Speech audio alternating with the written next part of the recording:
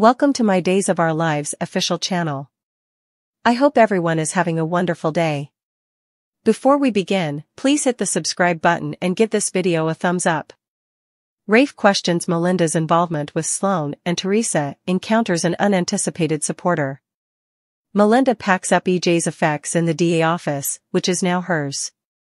She holds the box out to an entering Stefan to take home to his family. He claims he came by to compliment her on her new job. Cautious, she warns if he pushes her out like he helped push out EJ, he'll find himself a veritably dangerous adversary. As Bonnie ploys to Maggie about having peace and quiet in the Kiriaki's manse again, Theresa and Alex stroll in. Bonnie's surprised to learn they're moving in, since Alex didn't tell Justin. Bonnie and Maggie get in veiled lodgings, regarding their separate issues with Alex. Maggie embraces Theresa however, thrilled to have her there. At the Theresa manse, EJ asks Nicole to forgive him for not believing their son was alive. Nicole declares there's only one person to condemn for what happened. Still, she doesn't believe Sloan pulled this off herself. She had to have had help. Further, what Alex's story is desperately missing from Eric's apartment, Rafe puts out an APB on Sloan. Despite her other effects being gone, Eric notices Sloan's passport and keys on the office. Rafe thinks that just means she left in a hurry. Rafe vows they'll use every resource they have, plus a couple more avenues. In the DA's office, Stefan asks Melinda about Lee's murder case. She reluctantly reads the new substantiation, but makes it clear she wouldn't be pushed around. Stefan just wants to bring his woman home. Though sympathetic, Melinda warns it could take a long time to get the case in front of a judge. But also, she's not convinced Gabi's innocent. The particular substantiation isn't enough to renew the case. In her office, Melinda and Stefan partake a fraught look further. This is who could be playing or returning Gabi at the Kiriaki's manse. Theresa winces upon learning that Alex set up separate apartments for them and that he isn't ready to define what they're to each other. She forces a smile, however, as he leads her to their sect. Bonnie wonders to Maggie what the deal is with them. Latterly, Bonnie listens to a lot of privileged talk between Alex and Theresa.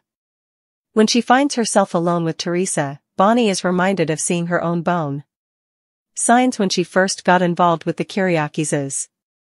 She doesn't judge Theresa, and indeed encourages her to go for it, as long as she loves Alex as much as she loves his plutocrat.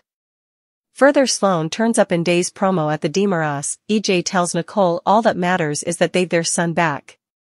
She agrees. She can't let her wrathfulness take down this moment. Rafe and Eric arrive to tell them Sloan's gone. Pointing out Sloan has no ID, credit cards, or auto, Rafe prodigies if she has the coffers to stay in caching. EJ wouldn't suppose so, and flashes back to giving her the documents and plutocrat she needs to start a new life. Rafe agrees that Sloan doesn't have the coffers, but someone like EJ does. Perhaps he could reach out to his connections to find out who helped her. EJ agrees to make some calls. Nicole asks Eric if he wants to say hi to Jude. Eric says he doesn't want to wake him up and leaves. In Sloan's apartment, EJ hands her a manila envelope. A pained Eric stops just outside the Demera door. Rafe asks if he's okay. Fighting gashes, he says Jude is where he's supposed to be, but it doesn't feel real. Jude feels like his son. Having gone through it himself with David, Rafe offers to be there for him whatever he needs. Further, Dan Furigal weighs in on the Sammy/Nicole debate in the living room. EJ brings up Nicole's job. She says she'll ask for motherliness leave. EJ knows she loves her job, but wants her to take full advantage of this happy time. She feels shamefaced over having everything while Eric lost everything. EJ feels for him, but Jude is their son. They should have been passing this happiness each on. After checking out the forces, Alex expresses dismay to Maggie over their condition. He has a mastermind who can rebuild it from scrape. Maggie declares there will be no construction until after the marriages. Expressing mock happiness for Xander and Sarah, he says he hopes he's invited. Victor would want them to get on.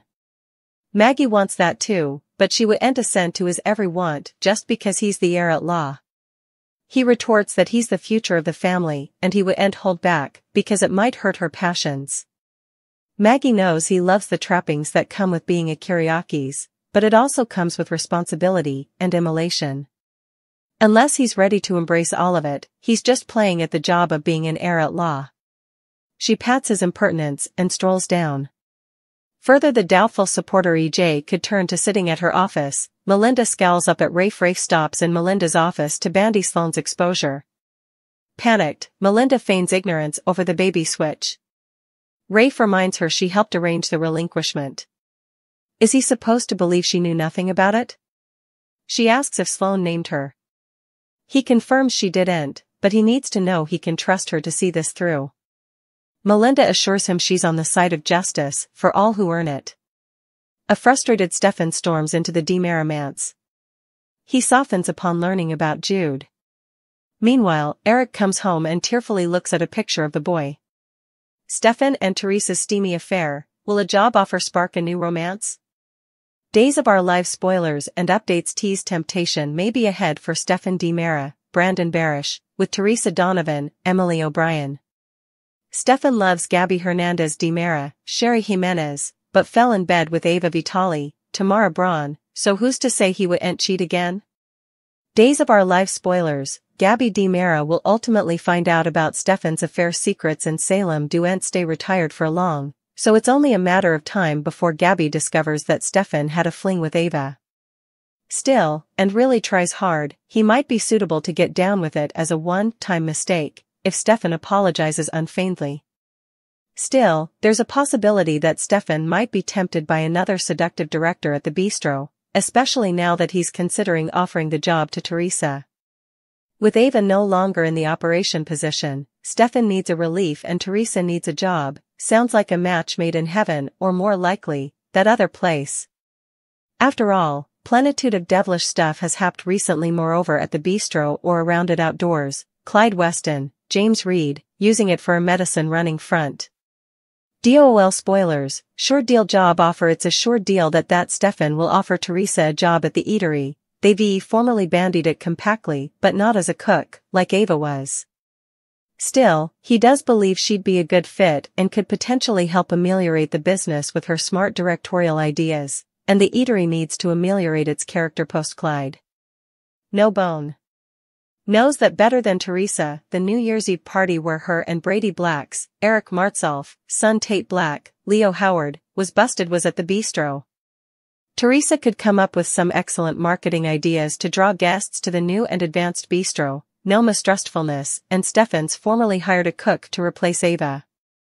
Days of Our Lives spoilers, how important can Gabby forgive? Gabby may forgive Stefan for his infidelity with Ava, but will she forgive him for potentially cheating with Theresa? Theresa might find out about Alex's infidelity with Kristen Demera, Stacey Hayduke, leading her to avenge by getting involved with Stefan.